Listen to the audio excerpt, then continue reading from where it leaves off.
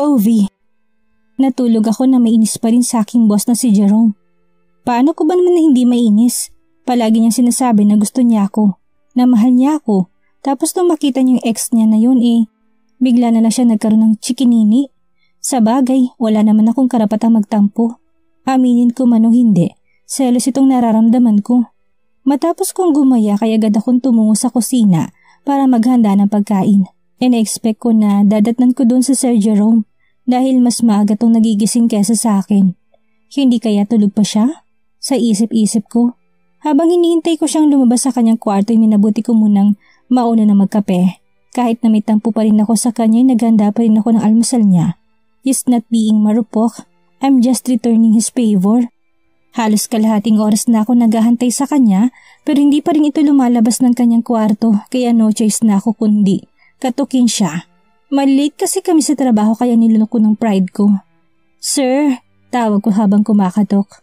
Malilate na tayo sir, gising ka na ba? Sigaw ko ngunit hindi ito sumasagot. Sinubukan kong pihitin ang doorknob ng kanyang pintuan at laking tuwa ko nang malamang hindi ito nakalak. Dahan-dahan akong pumasok sa kanyang kwarto at maingat na humakbang dahil madilim ang paligid. Nawindang ako nang makitang nakatalukbong pa ito ng kumot habang natutulog. Sir, late na tayo. Malumanay na wika ako habang sinusubukan siyang gisingin. Sir, 8:00 na po. Inalis kong kumot na nakatalukbong sa kanya para gisingin siya. Ngunit tulog na tulog pa rin ito. Naisipan ko nang buksan ang ilaw ng kanyang kwarto at naistatwa ako sa napakagwapong mukha nito. Shucks, my heart! Napahawak ako sa aking dibdib nang maramdaman kong pagbilis ang tibok ng puso ko.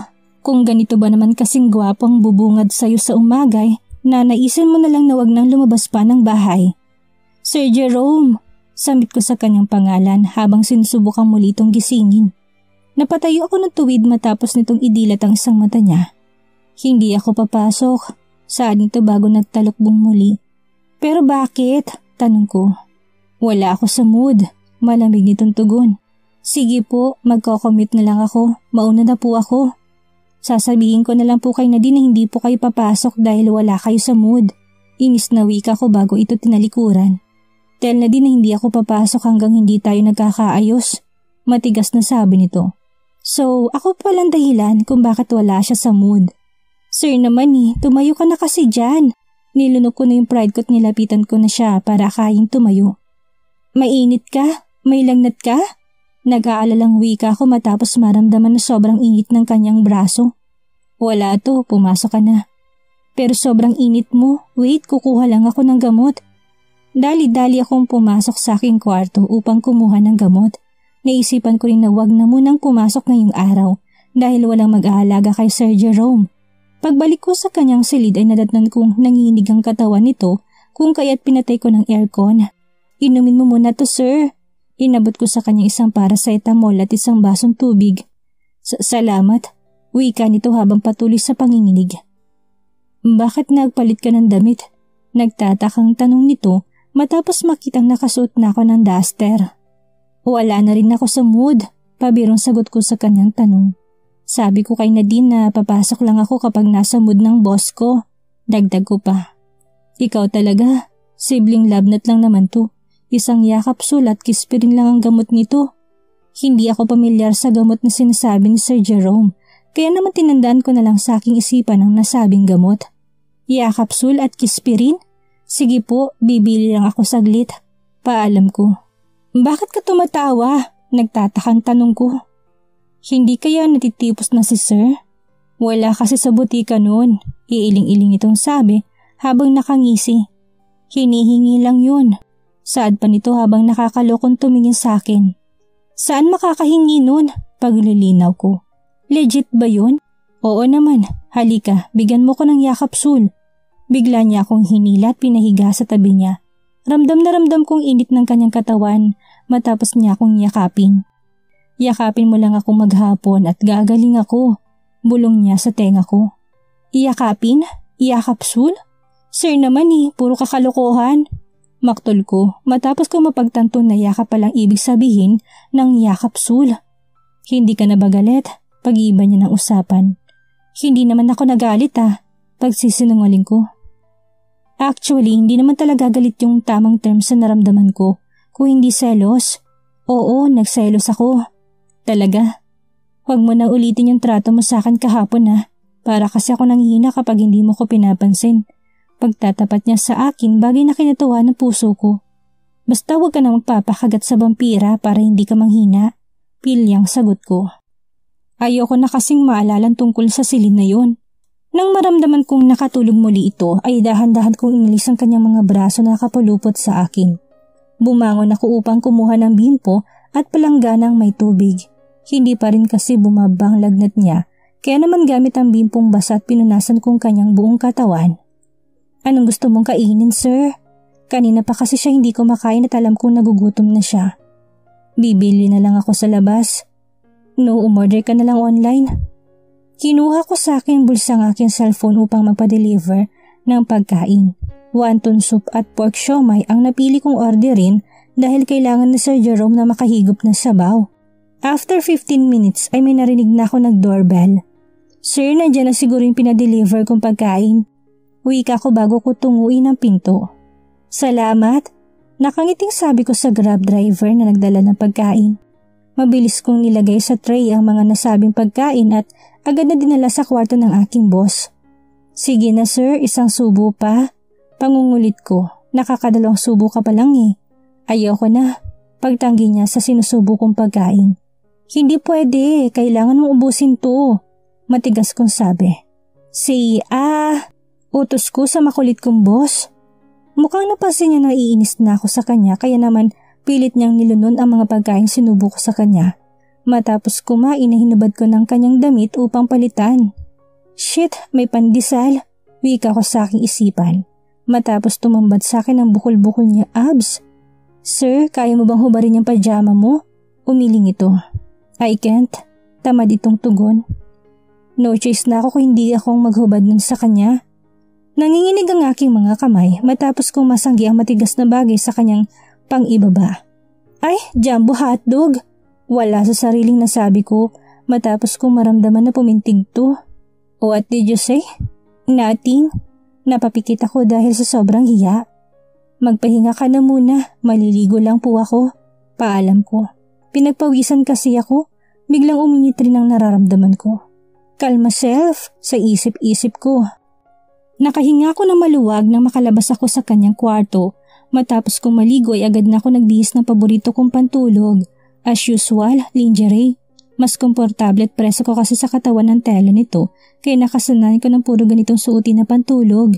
Dahil nga kailangan ni sir na kumain ng mga masustansyang pagkain ay naisipan ko magpa-deliver na lang muli. $6.95 ho ma'am. Mautalutan sabi ng delivery boy. Eri po salamat. Inabutan ko siya ng 800 bilang bayad. Sa'yo ni sukli. Nakangiting sabi ko bago sinaradong pinto. Oh shit. Dinig kong mura ni Sir Jerome matapos kong maupo sa tabi niya. Namumungay ang mga mata nito habang nakatitig sa akin. Sir, kumain ka na muna bago matulog.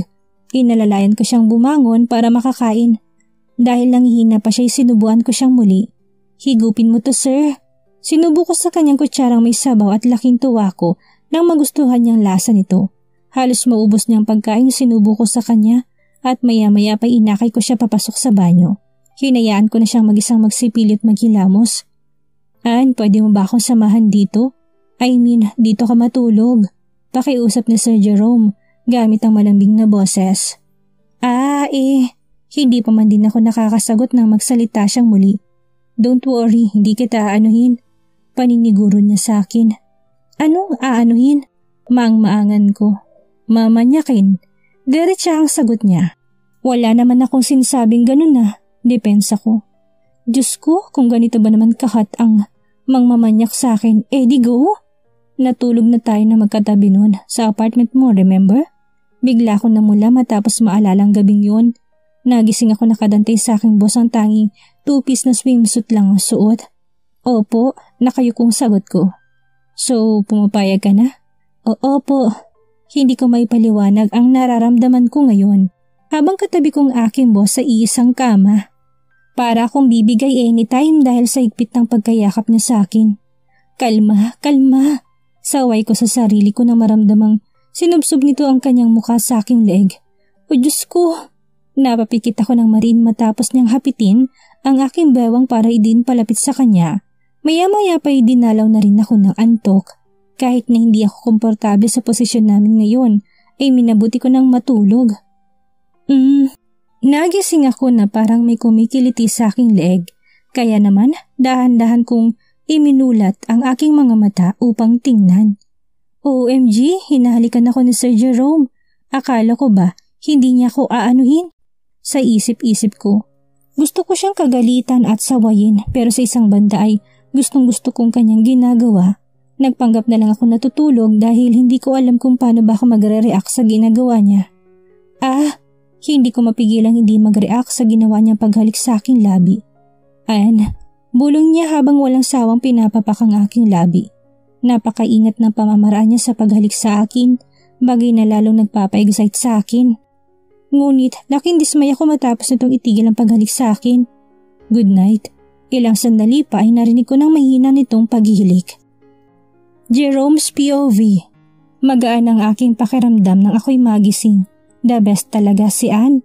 Biruin mo, mabilis niyang nailis ang lahat ng sakit na nararamdaman ko. Payapa ito natutulog habang nakayakap sa akin. She looks innocent. Her face is like an angel. Oh God, siyang gusto kong mapangasawa. Dalangin ko sa may kapal. Marahan kong sinam yung bango ng kanyang buhok pababa sa kanyang leeg. I'm addicted to her scent. It makes my manhood hard. I can't wait for the day na malaya ko na siyang maangkin. Kagabi hindi ko na napigilan ang sarili ko. Yes, I kissed her. Gusto ko mapagalitan ang sarili ko sa nagawa ko pero I can't help myself for wanting her. Dahan-dahan akong bumaba sa kama upang magtungo sa banyo. Minabuti ko nang wag munang gisingin si Anne dahil masyado pang maaga. Pagkatapos ko maligoy, agad ako nagtungo sa kusina para maghanda ng almusal. Hotdog at scrambled egg lang naman ang niluto ko dahil hindi ko makain ng kanin si Anne tuwing umaga. Matapos ko maghain ay kagad ko nang ginising si Anne para kumain. Napahinto ako sa tapat ng kama matapos kong makitang nakalilis ang dress ni Anne. Dahilan para tumambad sa akin ang suot niyang, holy shit, nakatibak siya? Wika ako sa akin matapos makitang makinis nitong pang-upo na nakasuot ng kulay pulang tibak. Bakit mo ba ako pinapahirapan ng ganito? Wika ako sa natutulog na si Anne. Hirap na kasi akong pigilan ng aking sarili tuwing makikita siyang nakasuot ng lingerie. Naaakit ako. Nagkunwari ako may pinupulot sa sahig matapos nitong gumalaw. Sir Jerome? Tawag nito sa akin. Nagtataka siguro siya kung bakit wala na ako sa tabi niya. Ano pong ginagawa mo dyan? Magaling ka na ba? Gulat na wika niya matapos akong makita na may dinudukot sa ilalim. Oo, magaling na ako. Thanks to you, pagyayabang ko. Tumayo si Anne mula sa higaan at mabilis ako nilapitan para hipuin. Yay, thanks God! Sambit niya matapos makumpirmang wala na akong init sa katawan. Halika na, kumain ka na. Inakay ko siya hanggang dining table at ako naman na nagsilbi sa kanya. I told you, legit yung yakapsul at hindi ko na tinapos ang aking sasabihin dahil hindi alam ni Anne na hinalikan ko siya kagabi. Kiss P? Tanong niya sabay nguso. Never mind, kumain ka na. Magbibihis lang ako. Iniwan ko na siya ng mag-isang kumakain habang ako naman ay nagpalit na ng damit pang opisina. Pagdating namin sa opisina, kapwa na kami naging abala sa kanya-kanya naming trabaho. Habang abala ako sa computer, ay abala rin si Anne sa pagsagot ng mga tawag. Maya-maya pa'y biglang tumunog ang intercom. Sir, nandito po si Mr. Joan. Wika ni Nadine sa kabilang linya. Yes, papasukin mo siya. Si Homer Dorchner ay isa sa mga malapit kong kaibigan. Katulad ko businessman din ito. Wow, it's nice to see you again. Pambungad na bati ko. Naupo to sa upuan sa aking harapan sa 24. Brad, ano nangyari sa'yo? Ang lalim yata ng eyebag mo. Natatawang sabi ni Homer. Yes, hindi kasi ako nakatulog. Pag-aamin ko. Dahil ba dyan sa assistant mo? Ano, sinunod mo ba yung sinasabi ko? Last time kasi, pinayuhan ako ni Homer na puwersahin ko na si Anne. Nasagutin ako para maikama ko na ito. Ngunit mas nangibabaw ang pagmamahal ko sa kanya. No, hindi ko siya kayang madaliin. Malungkot na wika ako. Kung ganun, bakit ka napupuyat? Don't tell me, nagsasarili ka lang? Iling-iling na wika ni Homer. Brad, nakakahiya mang aminin pero parang ganun na nga. Hindi kasi ako katulad ni Homer at ng pinsan kong si Magno. Pareho silang womanizer. Normal lang sa kanila makipag one night stand sa iba't ibang babae. Ngunit iba ako sa kanila. I am one woman man. I want a long-term relationship. Sobra kasi akong magmahal. Gusto kong ibigay ang lahat, mapasaya lang ang minamahal ko. By the way, kamusta kayo ni Lara? Tuloy bang kasal nyo? Pag-iiba ko ng usapan. Last time kasi na magkausap kami ni Homer ay may iba siyang babaeng kinahuhumalingan, kaya hindi pa siya makapagdesisyon kung magpapakasal ba siya kay Laura. Yap, tuloy. Malungkot niyang wika. That's why I'm here. Gusto kong dito ganapin sa hotel mong kasal namin. Bigla ako natuwa sa sinabi niya. Wow, that's good news.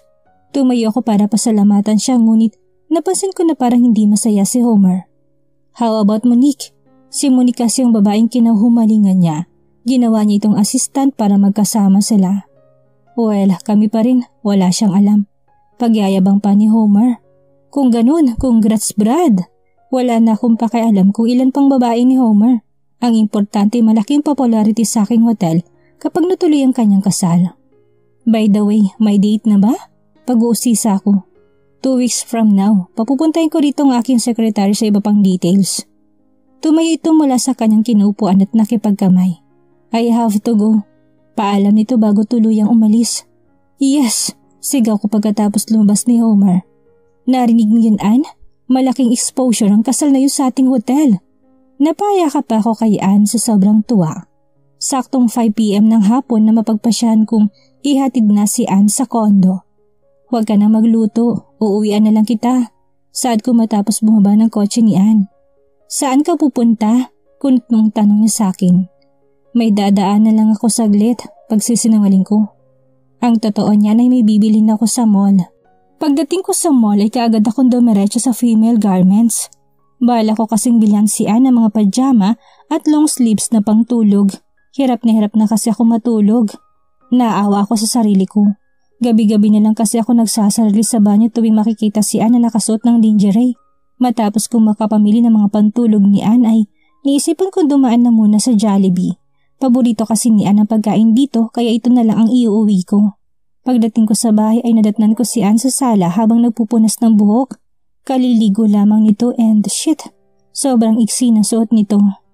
Ann, sambit ko sa kanyang pangalan. Nandyan ka na pala sir, ano yan? Sinalubong ako nito na parabang batang tuwang-tuwa matapos uwian ng pasalubong. Wow, Jollibee! Dinala niya sa lamesang supot ng may lamang Jollibee at sabay namin pinagsaluhan ang pagkain. Pagkatapos namin kumain ay inabot ko na sa kanya mga pinamili kong damit. For you.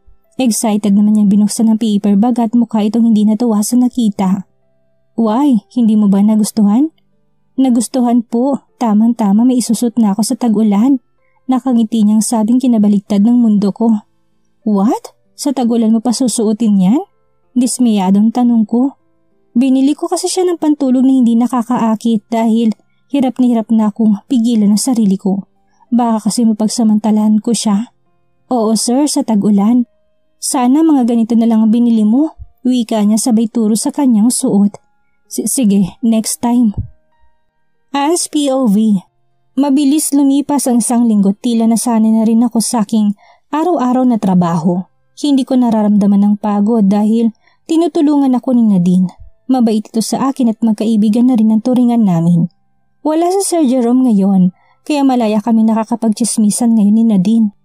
Ann, umamin ka nga, may relasyon ba kayo ni boss? Masyosong tanong ni Nadine. Wala. Mabilis na tugon ko habang nagliligpit ng kalat sa aking desk. Ano yung nakita ko magkayakap kayo habang Mabilis kong tinakpan ng kanyang bibig para manahimik. Shh! Huwag ka nga maingay. Baka may makarinig sa'yo. Saway ko kay Nadine. Ano nga yung status niyo?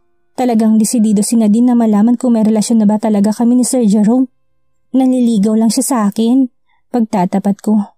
OMG! Nanliligaw? Sagutin mo na! Wika nito habang kilig na kilig.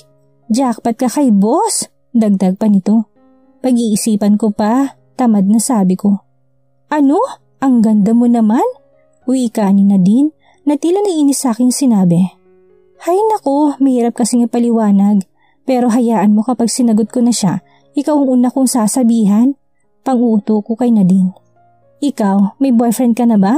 Pag-iiba ko ng usapan.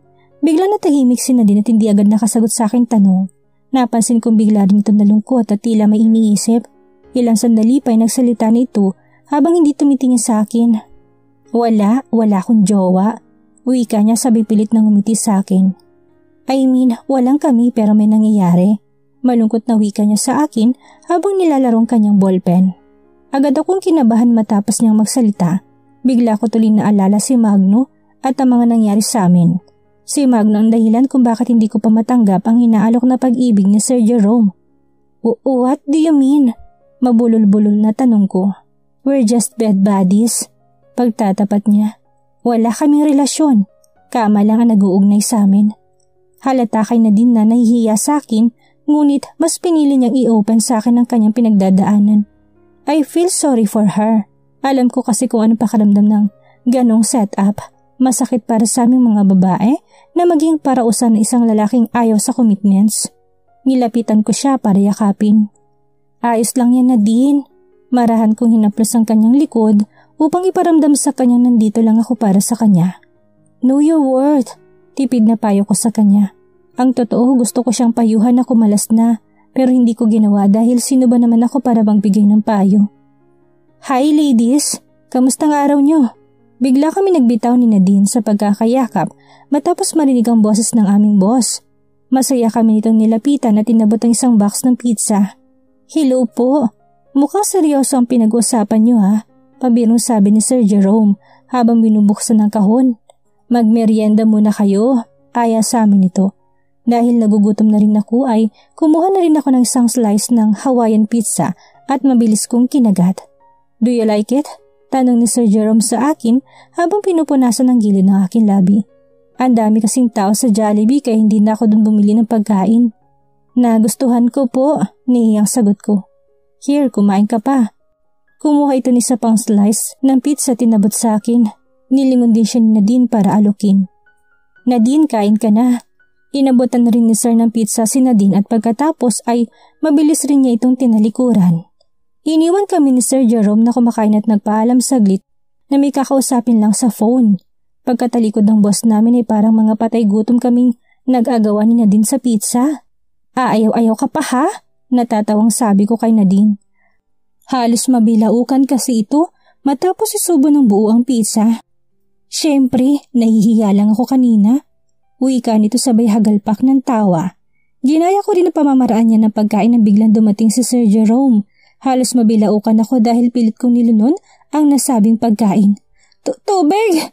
Wika ko habang hinihimas ang aking dibdib. Halos kumaripas ang takbo si Sir Jerome papuntang water dispenser upang ikuha ako ng tubig. Here, inabot niya sa akin ang isang basong tubig habang sinusuri ang aking kalagayan. Okay ka na ba? Natatawang tanong ito habang hinihimas ang aking likod. Para akong lalamunin ng lupa sa sobrang hiya. Yes po, okay na po ako. Sagot ko gamit ang mahinhin na boses. Si Nadine naman ikilig na kilig habang pinagmamasdan kung paano ko kalingain ng boss namin. Mabilis lumipas ang oras at mag-uuwian na. Gaya na nakasanayan ay sabay kami umuwi ng aking loving boss sa kanyang bahay. Pagdating sa bahay ay namahinga lang ito saglit at maya-maya pumasok na ito sa kanyang kwarto. Dahil masyado pang maagi, naisipan kong abalahin muna ang aking sarili sa paglilinis ng bahay. Inumpisahan ko sa pagwawalis ng sahig at sunod ay ang pag-mop. Ay kalabaw! Bigla akong nabitawan ng hawak kong pang-mop nang maramdaman kong may yumakap mula sa aking likuran. Nang lingunin ko ito ay ang gwapong boss ko pala ito. Shit, ang hot! Sa isip-isip ko matapos ma-starstruck sa itsura nito. Bagay na bagay talaga sa kanya kahit na anong suotin. Biruin mo sa simpleng black t-shirt at white shorts na suit niya kakaibang init na agad ang dating to sa akin. Sorry, nagulat ba kita? Tanong nito gamit ang malambing na boses. Hindi naman masyado, sagot ko habang nakatitig sa kanya. Napakahat niyang tignan sa suot niyang plain black cap. Maiwan muna kita, magkikita kasi kami ng kaibigan ko. Paalam niya. Kumain ka muna, alok ko sabay turo sa lamesa. Doon na siguro ako magdi-dinner. Sagot niya habang kinalikot ang kanyang cellphone. Bigla naman ako nakaramdam ng selos matapos ko marinig ang sunod-sunod na message sa kanyang phone. Gusto kong kunin yun sa kanya para usisain kung sinong kachat niya, pero wala pa akong karapatan para gawin yun. Napansin siguro ni Sir Jerome malungkot sa aking muka, kaya naman mabilis niya akong niyakap. Don't worry, uuwi agad ako, pagsisiguro niya. Sige, mag-iingat ka. Tanging sagot ko sa kanya, pero deep inside gustong gusto ko nang sumama sa kanya. Isang mabilis na halik sa aking pisnging ginawa niya sa akin bago tuluyang umalis. Nang matapos kong aking ginagawa ay napagpasyahan ko maglinis na muna ng katawan. As usual, lingerie pa rin ang pili kong pantulog. Hay, ang sarap mahiga. Wika ko habang pares kong humiga sa kama. 2 oras din kasing inabot bago ako matapos maglinis. Napagod kasi ako sa paglilinis ng unit kaya bigla ko nakaramdam ng antok. Naalimpungatan ako nang biglang magring ang aking cellphone. Nadine's calling. Hello? Papungas-pungas kong sabi. Hello Ann, busy ka ba? Tanong ito mula sa kabilang linya. Bakit? Yayayain sana kitang uminom, pwede ka ba? Bigla namang lalaki ang aking tenga sa narinig. Buhat kasi na dumating ako sa Manila ay hindi na ako nakainom kaya naman naisipan kong patulan ang paanyaya ni Nadine. Sige, saan ba? Agad akong bumangon mula sa pagkakahiga upang magtungo sa aking closet. Iti-text ko sa iyo kung saan. Bilisan mo, papunta na ako doon. Sige, gagayak lang ako. Mabilis akong namili ng damit na susuotin. Napili ko magsuot na lamang ng plain white fitted dress na hindi lalagpas sa tuhod. Naglagay na rin ako ng konting makeup sa aking muka para soft ready na sakaling magpicture kami doon. Bago umalis ay sinubukan kong tawagan si Sir Jerome para magpaalam, ngunit hindi ko tumakontak kaya naman tenext ko na lang siya. Pagbaba ko ng building ay sakto namang may dumaang taxi kaya mabilis ko yung pinara. Pagdating ko sa nasabing bar ay kaagad kong hinanap si Nadine. Sa hindi kalayo ay nakita ko itong umiinom habang may kausap na lalaki. Diyos ko, gagawin niya ba akong third wheel? Tsaka si yun yung lalaking kinuwento niya sa akin. Dahil pinagtitinginan ako ng mga lalaking lasing dito sa bar ay minabuti ko ng lapitan si Nadine. Ann, butit nakarating ka. Sinalubong ako ng yakap ng lasing na si Nadine. Sabay hilas sa akin paupos tabi niya. Lasing ka na ba? Tanong ko. Ano ka ba? Hindi pa? Inabutan niya ako ng baso sa kasinalinan ng alak. Maya-maya pa'y pinakilala niya sa akin ang laking kainuman niya. Nga pala, si Warren. Hay, tipid na bati ko rito sabay tungga ng alak. Hindi ko naman pala masisisi si Nadine kung bakit patay na patay siya sa lalaking ito. Guwapo rin kasi ito't mukhang mayaman. Ilang sandali pa't nagpaalam ang lalaki sa amin na mauuna na. See you later. Dinig kong wika nito kay Nadine sabay kindat. Pagkaalis ng lalaki, hinarap ko si Nadine para tanungin. Siya ba yung kinukwento mo sa akin? Ngiti lamang sinagot nito sa akin bago tunggain ng alak. Jerome's point of view. Pagdating ko sa bar ay kaagad akong dumiretso sa VIP room. Doon kasi talaga nila pinipiling pumesto dahil mga babaero itong mga kaibigan ko. Pagdating sa VIP room ay kaagad akong sinalubong ng ngiti ng aking mga kaibigan. Lumapit sa akin si Homer habang may hawak na bote ng alak. Jerome, akala ko hindi ka na dadating. Tinapik niya ako sa balikat sabay akbay. Come, let's drink. Inabot niya sa akin ang hawak niyang bote at pinaupo sa bakanting upuan. Homer, bigyan mo ng babae ang si Jerome. Wika ni Jeremy na isa ko ring kaibigan. Siyempre, meron na yan. Nakakalokong sabi ni Homer. Umiling ako. Huwag na, iinom lang ako. Pagtanggit ko sa inaalok na babae sa akin. Aba teka, hindi pwede yan. Hirit ni Manuel na nakaupo sa tapat ko. Halos lahat kasi sila ay may ka-table na babae. Maliban lang sa akin dahil kararating ko lang. Oh, ayan na pala siya. Wika ni Jeremy sa kapapasok lang na babae. Huwag mong tanggihan ng grasya, dagdag pa nito. No choice na ako kung hindi tanggapin ang babaeng binigay nila sa akin. Pakikisama ko na lang ito sa kanila. Maya may biglang niluwa ng pintuan, si Magno? Tawag ko dito. Laking pagtataka ko nang hindi niya ako pensinin. Dire-diretso lang ito naupo sa bakanting upuan na hindi ako tinatapunan ng tingin. Ano kaya problema niya?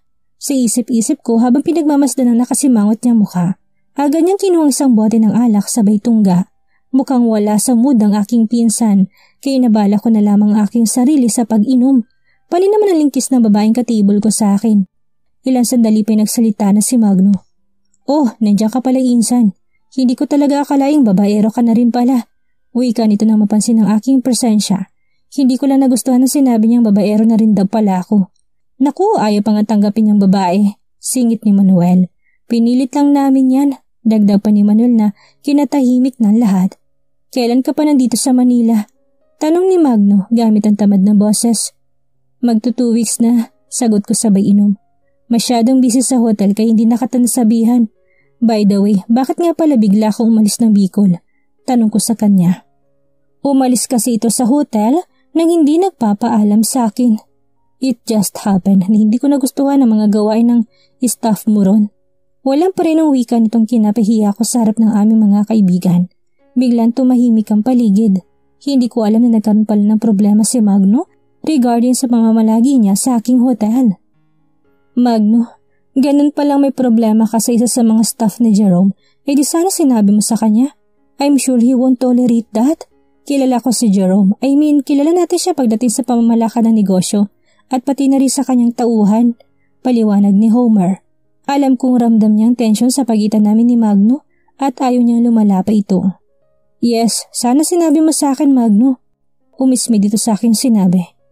Really? I don't think so. Halata sa mukha niya matinding inis. Yes, why not? Kampanting sabi ko. Palaisipan tuloy sa akin kung sino ba sa mga tauhan kong tinutukoy niya. Tama na yan, malit na bagay lang yan para pagtalunan. Saway ni Manuel sa amin. Yes, tama ka, malit na bagay lang. Wala naman bilang yung tauhan mo na yun para pagmulan pa ng problema. Wala siyang kwenta. Matigas ni Magno.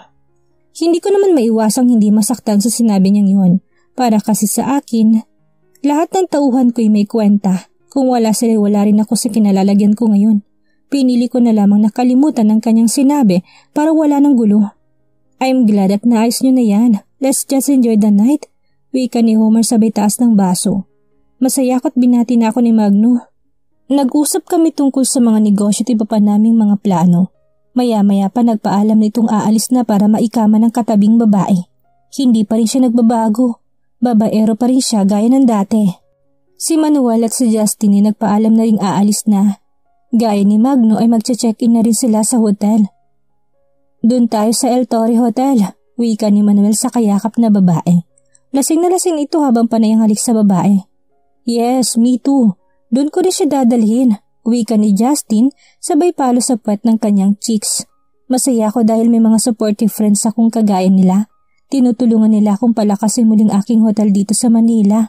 Lalo nito si Homer. Bagamat tumanggi siyang itikaw at ang babaeng katable niya dahil sa kinalolokohan niyang babae, pinili pa rin ni Homer na sa aking hotel ganapin ang nilalapit niyang kasal sa kanyang fiancé. Bro, I have to go. Magkikita pa kasi kami ni Monique. Paalam nito sa akin. Sabay na tayong bumaba. Sumunod ako kaagad kay Homer at basta ko na lamang iniwan ang babaeng katable ko. Wala kasi akong balak na mag-cheat kay Ann. Pagdating namin sa babay may pamilyar akong mukhang nakita. Bro, mauna ka na. Wika ako kay Homer. Gusto ko kasing kumpirmahin kung si Ann ba talagang nakita ko. Shit, mura ko sa hangin matapos mawala sa aking paningin ng babaeng nakaputi. Sinubukan ko itong hanapin sa bawat sulok ng bar.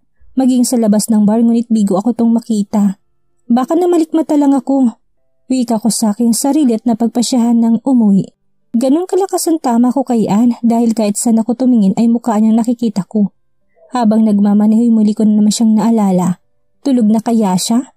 Napailing ako nang biglang pumasok sa aking isipan ang itsura ni Ann habang nakasuot ng kanyang paboritong pantulog. Pagdating ko sa bahay ay nanibago ako dahil patay ang ilaw sa sala. Kaya naman agad kong tinungong kanyang kwarto upang tingnan kung tulog na ba ito at laking gulat ko na makita kong bukas ito. Ann, tawag ko. Pumasok na ako sa loob dahil hindi siya sumasagot at laking pagtataka ko nang makitang wala siya sa kanyang higaan. Sinubukan ko ring tignan ng banyo, baka sakaling nandun siya. Ann, are you there? No way. Agad ako napahilot sa aking sentido. It's already 12 p.m. ngunit wala siya. I check my phone baka sakaling may messages siya at parang nakahinga ako ng maluwag na makita ang kanyang messages. Sir, magkikita po kami ninyo din sa Elements Club. Nagpapasama po siyang uminom. Sir, punta na po ako dun ha? Sir, napahilamos ako sa aking muka. Matapos kong mabasang kanyang text. Si Ann nga yun. Sa isang bar lang pala kami uminom at tamang hinala ko na si Ann nga ang nakita ko kanina doon. Ano kayang gagawin ni Jerome kapag nalaman niyang si Ann ang kinainisan ni Magno? Magbago kayang tingin niya sa dalaga kapag nalaman niyang babae siya ng kanyang pinsan? Yan ang ating aalamin sa susunod nating kabanata.